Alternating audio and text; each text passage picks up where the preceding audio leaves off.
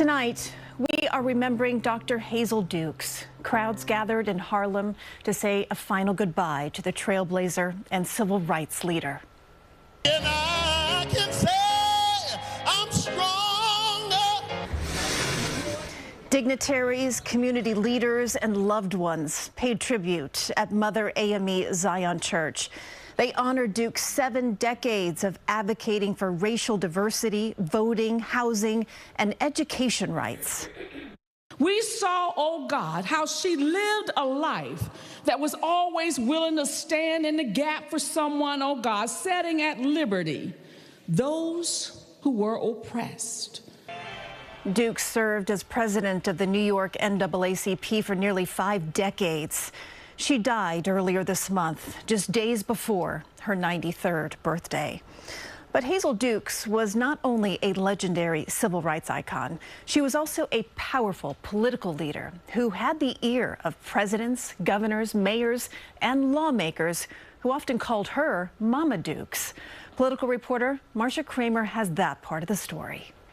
My Duke was good to the last drop. Mayor Adams spoke at Hazel Dukes' funeral, but it was not that long ago that Mama Dukes came to the rescue of Adams, another of the politicians she considered her son.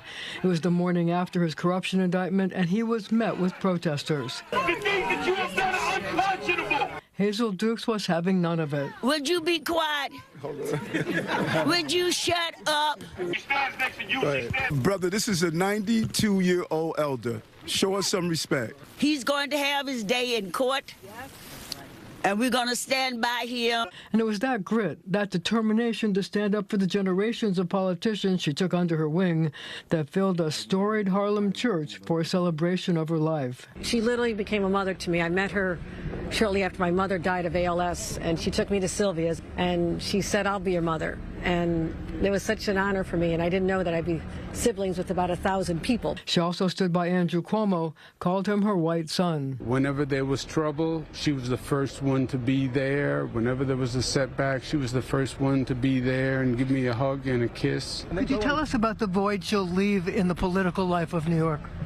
You know, she was always there, Marcia, and you know that because you followed her, you covered her, and any event that had to do with making sure that we lived up to our best values. She was a voice of conscience, and boy, we are really going to miss her. Mark Morial of the National Urban League summed up her hold on the political life of the state and the nation. Hazel Dukes was the Mother Teresa of New York City.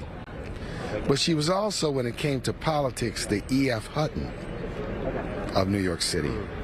When she spoke, all heads turned because they wanted to hear what she had to say. She had this incredible ability to be gracious and blunt at the very same time. And I think that's why she was so beloved, because she pulled no punches. Yeah, we could clearly see that. Marcia, I'd like to touch on a little bit of what Hillary Clinton was talking to you about, and that is just how many years you've covered Hazel Dukes. And just really, I mean... We don't discuss that. But I mean that in a very, very respectful way. But I would just love to know your personal thoughts about today's funeral, because I think you can give us just such an interesting perspective.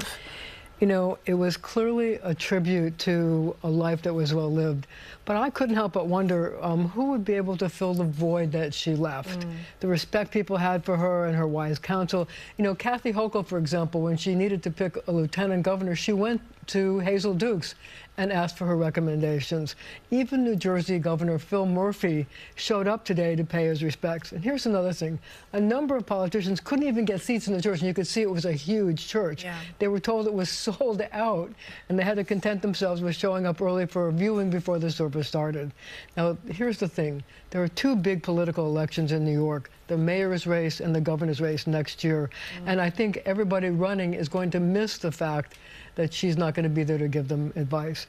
And Andrew Cuomo told me that he feels he could hear her voice from heaven giving him some advice and some help as he runs for mayor this year. You know, listening to all those politicians talk, it was as if they all had this unconditional love from her, and that's what she exuded. You're absolutely right. Marcia, thank you.